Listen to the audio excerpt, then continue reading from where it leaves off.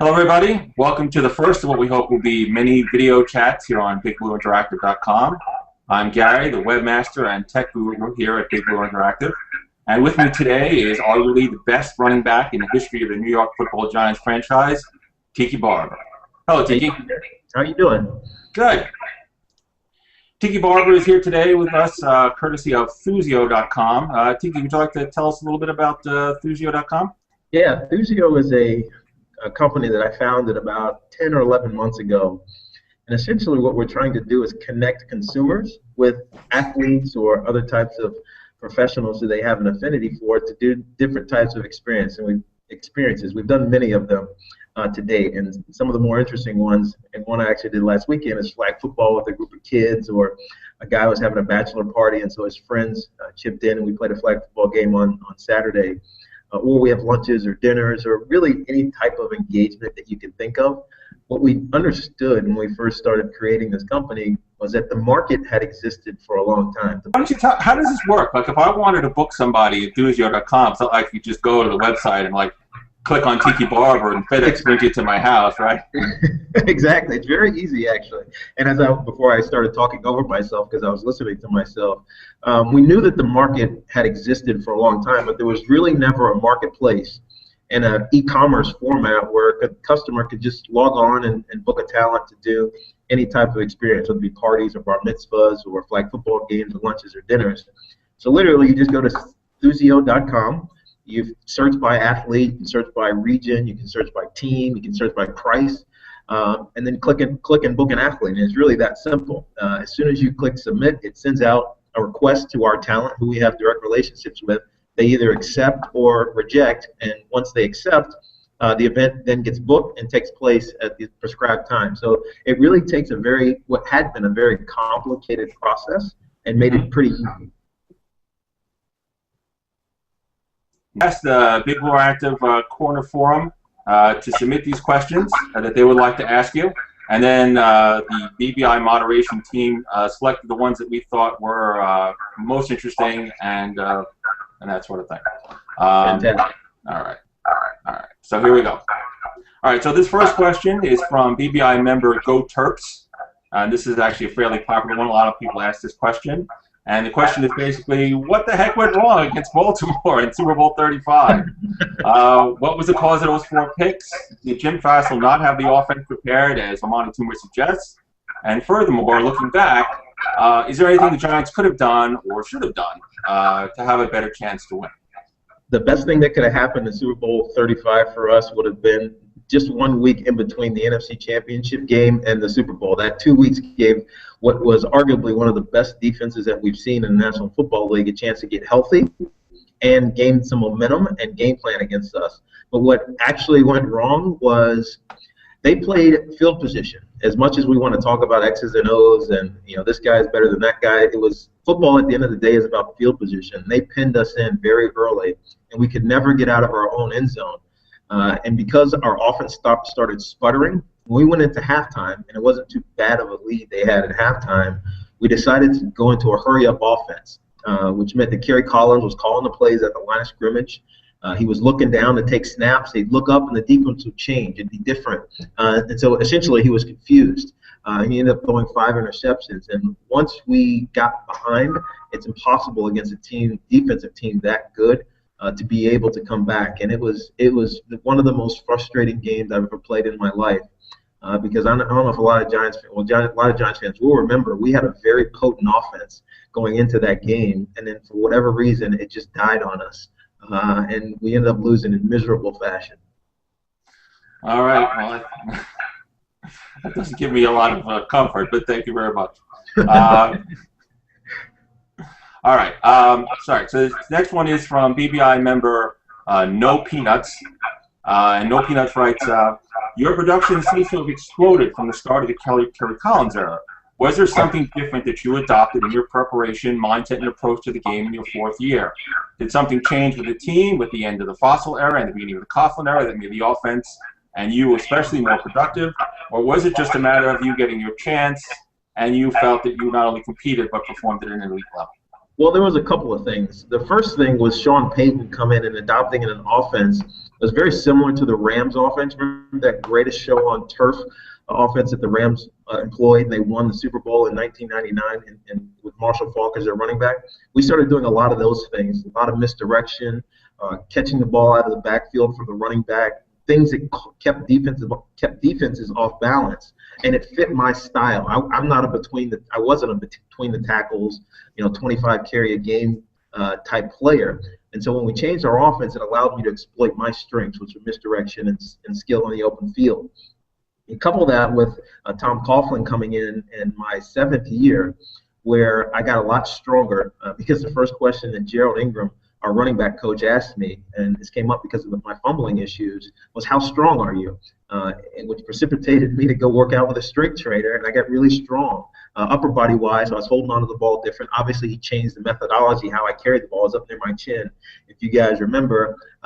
But as an aside, I got stronger in my lower body too, which means I was breaking tackles. I got faster. I got more durable, and my career took off from there. I think one of the biggest pluses to my career was Coach Coughlin doing something that Jim Fossil never did, which was basically telling me, if you're going to be a liability, you're not going to play. No matter how good you are, no matter the fact that you're the best player on the team, if you're a liability, you won't play. And I think that he still employs that thought. It's as evidenced by David Wilson's first game where he fumbled. He put him on the bench. And I think it works because it takes away a player's, not livelihood, because you're still going to make a salary, but you don't want to watch someone else do your job. You want to be on the field. And if you're threatening to take that away, then you're going to find a way to correct it.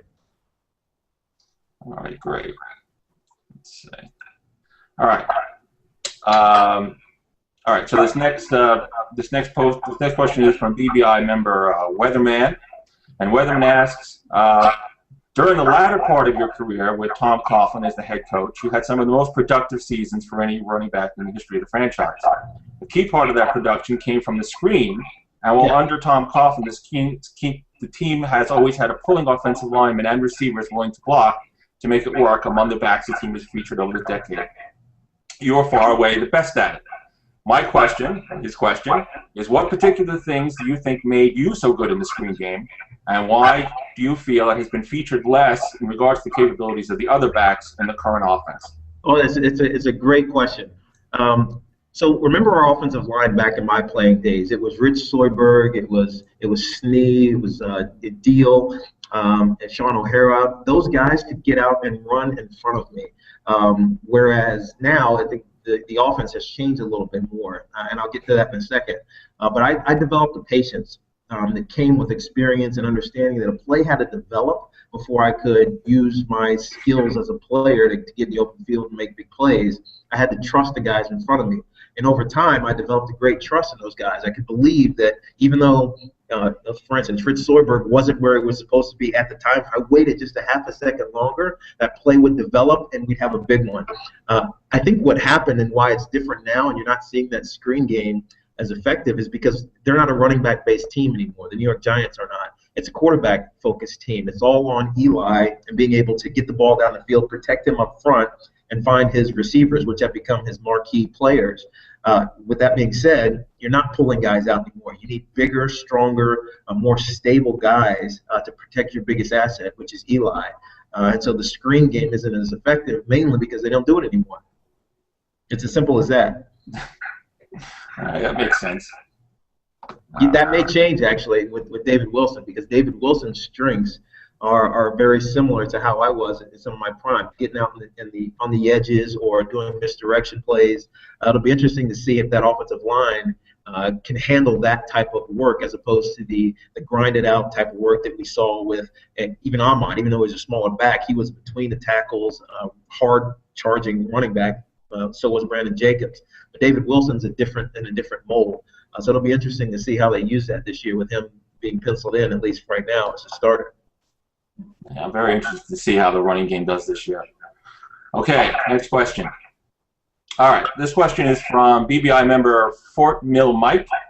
And Mike asks, with more emphasis these days on head injuries and the effective head injuries and the attempts to prevent them, How do you think that this will affect the game in the future? How will the game change? And as a related question, would you want your sons to play in the NFL, given the issues that have come up with brain injuries and that sort of thing? Well, essentially, I'll answer the second one first. My son just started playing. Well, actually, both of my sons just started playing contact football, and AJ was great. I mean, he has the instincts that come from genetics, but he also got a concussion, and it scared me a little bit because it was something that I never experienced. I mean, even though I knew I had concussions when I was playing, I didn't think about it because the rhetoric wasn't there. Nobody was talking about it, and it scared me because he's only 10 years old. And if he gets another one or a couple more, I might be hesitant to allow him to play the sport. I'll push him into something else. Baseball, which he loves. It actually his number one sport is baseball or lacrosse. With that being said, I think the NFL has a little bit of an existential problem because if over time we start saying that 5% or 10%, whatever the number is, of former NFL players are dying unnaturally because of the time that they put into the NFL, then the league has an issue.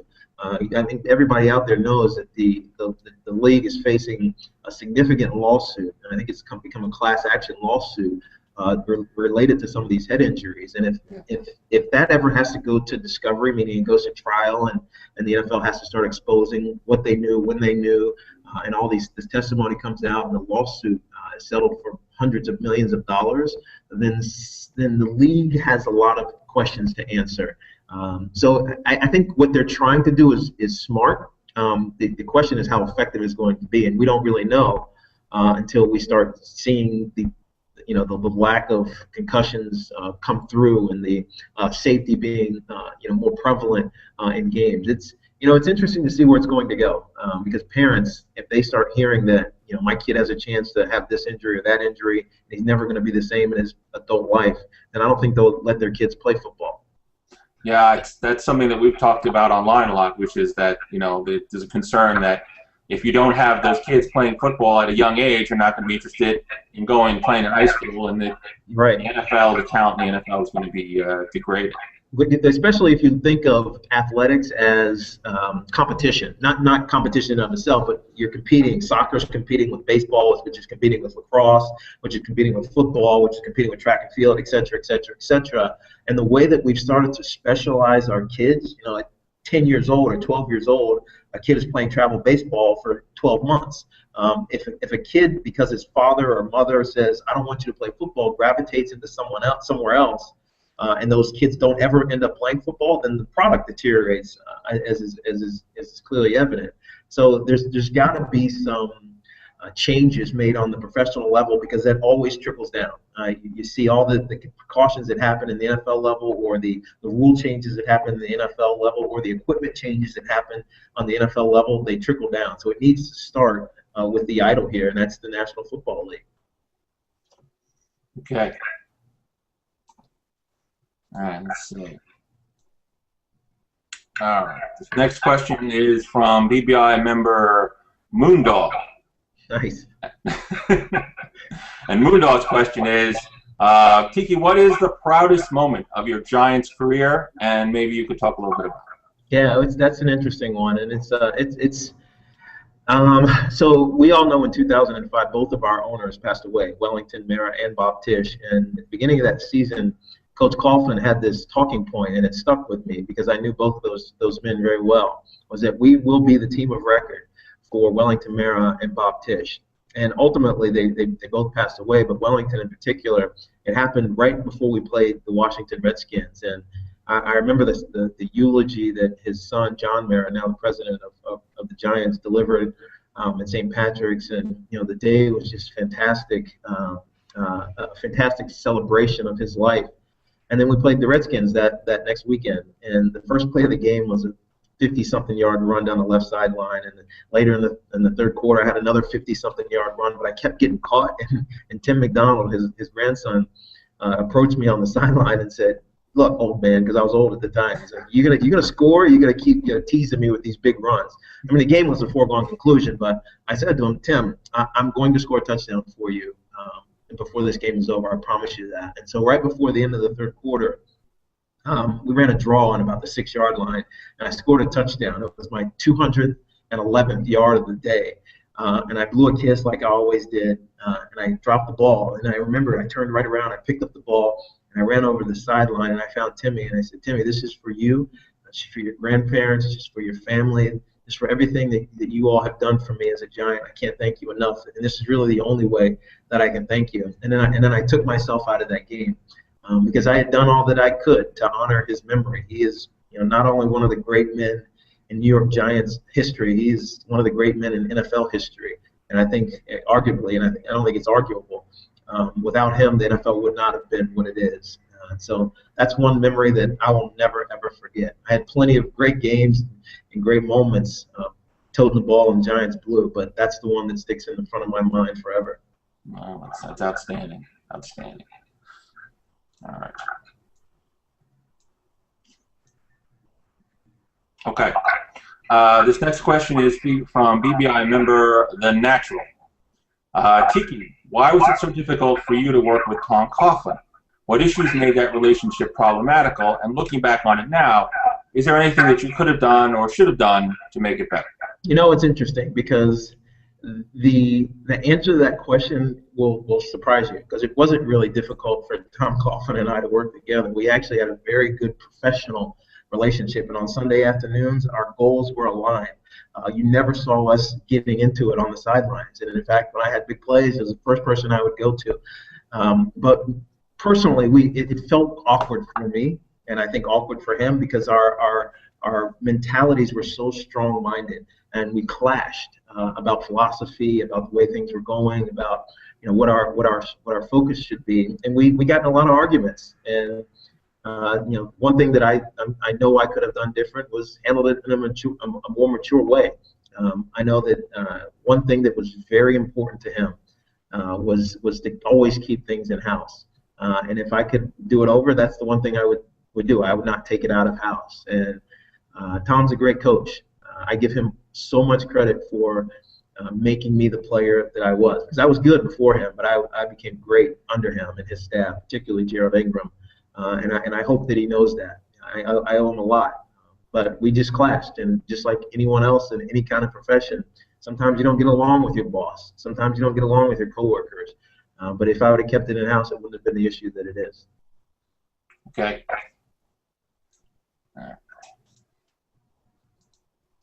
All right.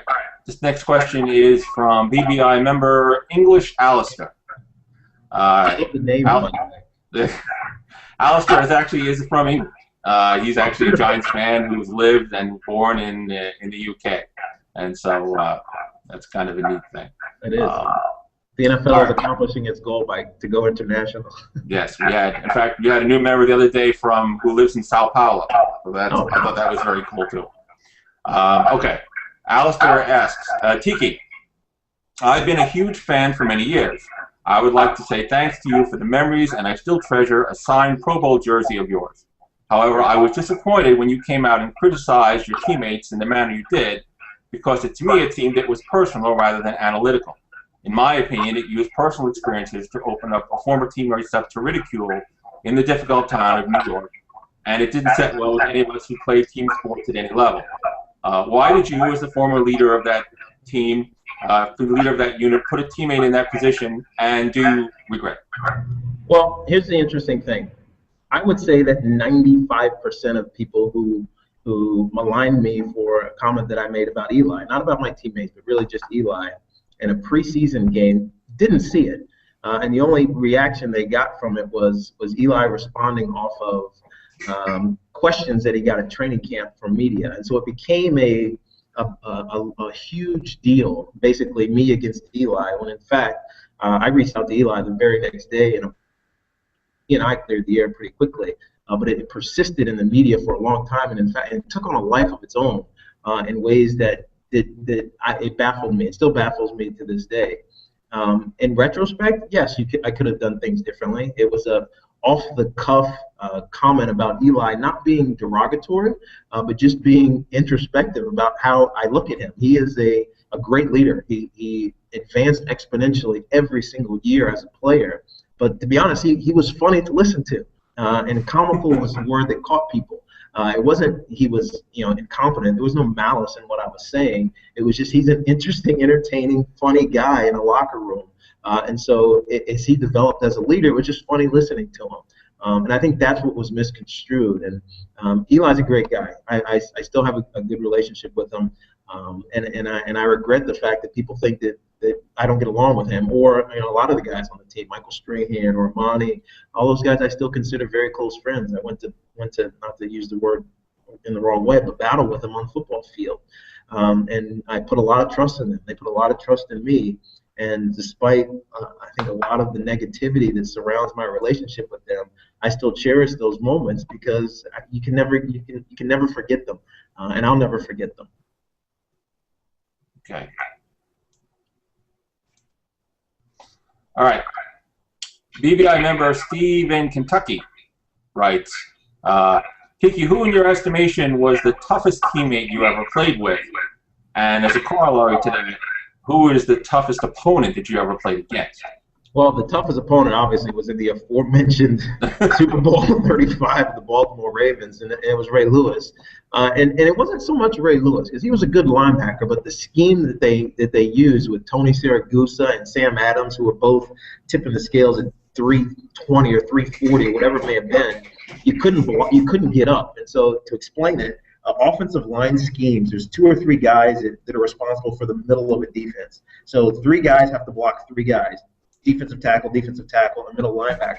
Because those guys were so big, we couldn't get up to Ray Lewis. So he could run back and forth across the field. And what that meant was that every single play that we had designed, whether it was misdirection or not, he was always at the point of attack. I remember in that Super Bowl, one time walking back to the huddle just going, somebody just put a bleeping hand on him. Don't block him. Just touch him. Just give me something.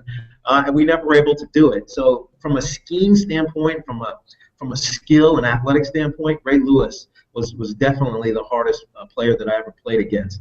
As a teammate, there weren't a lot of them. I got along with most guys on the team. We all, I think, because I'm easygoing in the locker room, and I think. I think the question is tough, as in physically tough. Who is the toughest guy on the team when you play? Well, not like tough. It's interesting. It's interesting.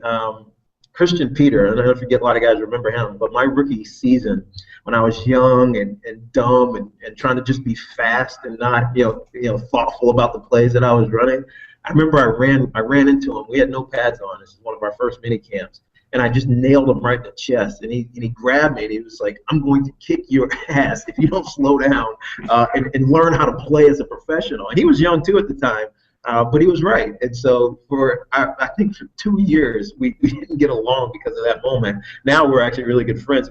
We laugh and joke about it. But Christian Peter was tough. He had a mentality about him that was football. Awesome. Okay.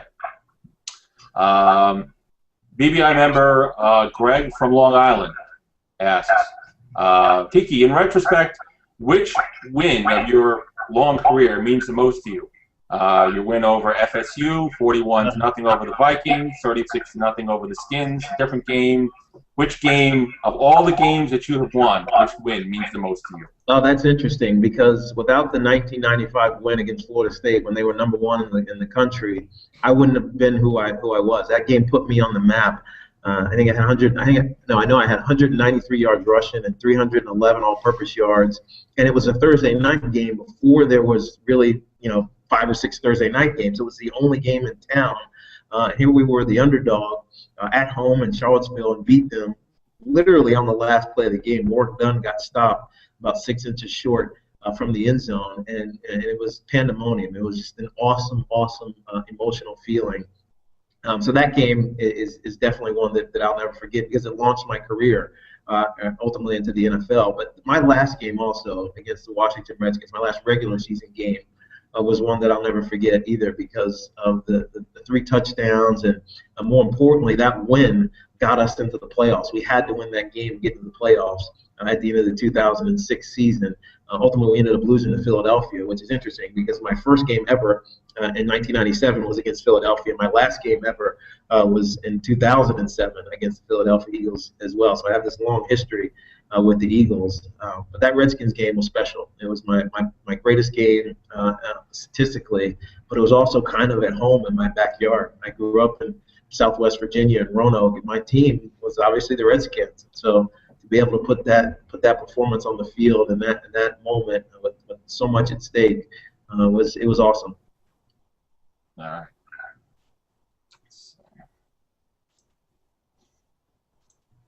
Okay. BBI member Old Utican asks, Tiki, when your NFL career began, you were a punt returner, third down specialist who relied on speed and moves and fumbled way too often. By the time you retired, you ran with power and did everything that was required of a running back. How did you do that? And do you believe players today are less willing to put the work in that you did to reach their max potential? No, I think they are, but interestingly, the game has changed. So when I first came into the league, Jim Fossil said, I need you to be the best punt returner and third down back. And then as I mentioned before, Sean Payton came in and changed our offense, so it fit my skill set to be fast and elusive and misdirection and things of that nature.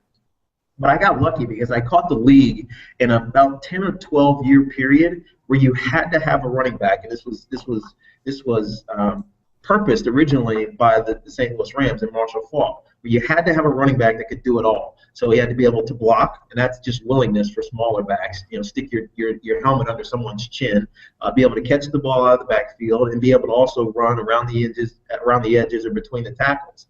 So for that 10-year period, you had to have one guy. Now the league has changed where there's 2 or 3 guys doing the job of one.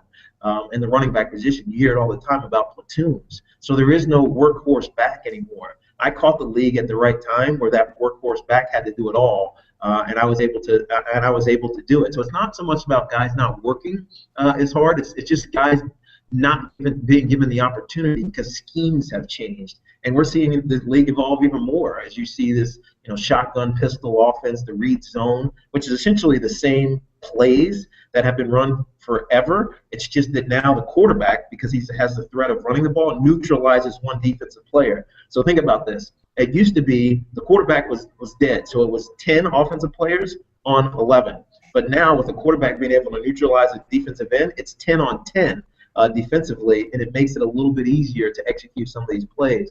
So the evolution of the NFL is fascinating if you dig down into the minutia of the X's and O's, and that's what's fun for me now watching the game is just how it's changed in literally the 7 years that I've been out.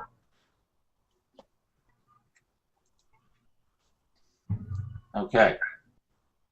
BBI member Some Fan asks, Tiki, what advice would you give now to running back David Wilson? Mm-hmm. How do you think that he might be able to reduce the chance that he gets injured and to be more effective on the field? Well, I think the first thing that he has to do is be in the playbook. One of the things that made me valuable, I think, as a runner is that I knew almost as much as the quarterback, so that I could be a second set of eyes. Or if you watch the Giants regularly, you know that they audible a lot. Eli has a ton of leeway to change the play at the line of scrimmage, which is why you always see him changing the play and getting up the line and going Omaha, Omaha, Omaha. He's got to snap the ball really quick. If you have a running back that can understand that just as well as the quarterback, it gives you a little bit more of an advantage. Number 2, he's got to develop a willingness to hit somebody, mostly as a pass protector. The one thing that you can't have as a running back is a liability to your quarterback. You have to take on these 250 or 40-pound linebackers and stop them. Otherwise, you put your biggest, as I said before, your biggest asset in danger. And that's a no-no. If you're a liability for your team, you won't play. So those 2 things, if he works on, I think he can be great. He really can. He'll correct his fumbling issue, which was not really an issue. He only fumbled 1 time last year, but it's the perception that persists with him. It's those other things that become important, because if he does those, then he becomes the complete player that I think the position needs. There's really only 3 or 4 guys that do that now. Arian Foster's one, Ray Rice is another. But to be able to keep one guy on the field, which gives you a competitive advantage, in my estimation, is an awesome asset to have. So I hope to see that happen. He's still a young player, but I know with Gerald and Kevin Gilbride, he'll get it done. Okay. All right. This is the last question I have here. And the question is from BBI member Anakim, or Anakin. I'm not really sure how you pronounce that. Nice. Like Skywalker? No, with an M. I'm a big Star Wars fan, by the way. That's hilarious that I say that. But it says, discussing that famous Redskin game after Wellington Mara passed, there was some talk that you met with Wellington before he passed away. Was that true? And what did he say to you? It was true. He was actually not in a state to say anything. He was really in his last hours. And I got a call from Ronnie Barnes, who's the vice president of health, and he's our pet trainer. He called me, and the Mara family had requested that I come up to their Connecticut home. And it was myself and Jeremy Shockey were the two players that went up. And I remember pulling up, and Jeremy was leaving, and I got a chance to go in and see him. And I don't know if he heard me. I think he did. I hope he did. And I just got a chance to thank him for everything that he had done for me, the example that he was for this organization, and just as a man. He's all about faith and family and football. It's all that they believe in with the Mara family. And so it was a privilege and an honor to be able to see him before he passed away. Obviously, we got the call the next day that he had passed away, and it was a very sad and somber moment. But I truly feel blessed that I got a chance to say goodbye to one of the great men in NFL history. All right, great. I have one question, maybe of my own, and then we'll finish up, if you don't mind. Yeah. One of my favorite memories from watching the Giants when you used to play was watching you run with a bunch of guys chasing you, and you looking up at the Jumbotron. How did you get the idea to do that, to look up at the Jumbotron and look at the guys chasing you in the back? And how did that make you feel? You were watching yourself on TV while these guys were chasing you and trying to figure out where they were. It's funny you say that, because someone talked earlier about the screens that we used to run. We used to run a lot of screens. So I think it was my penultimate year. So in 2005, we played the Detroit Lions at home, and we ran a screen pass, and it got busted up somehow. It didn't work out right. And when I turned around, I ran right into someone's butt. I think it was Deal's, or maybe it was Soyberg's butt, and it stunned me. So I hit him, and I backed up. Instead of going forward, I kind of backed up, and I saw the screen, and then all of a sudden it parted right in front of me. And so as I started to run, I was still looking at the screen, and so I saw these guys chasing me. And at the moment, I said, all right, he's coming from this side. If I move out this way, then he's not going to be able to make up on the angle. And so I started to do it. And every time I got to the open field, I'd look up and glance at the screen. The one place that would screw me, though, was Dallas. Because Dallas, the old stadium, not the new stadium with the huge Jumbotron, I never played there. The old stadium, the screen was to the side, right? It's way over to the right. So I had to turn my head to see it, and it was ineffective. But I think guys are starting to do it. It's a hidden trick if you get into the open field. The challenge, though, is to get in the open field on a breakaway. That's easier said than done. Kind of like playing yourself in Madden. Exactly. It was fun. It was cool. Awesome. Tiki, I'd like to thank you very much for doing this. I enjoyed it quite a bit. I hope you did. Thanks to Thusio.com for making you available for us here at Big Blue Interactive. And I'm going to sign off now, so thanks to everybody from Big Blue Interactive, Thusio.com, Tiki Barber. I'm Gary, webmaster, and other things at BigBlueInteractive.com. Thank you very much. Appreciate it.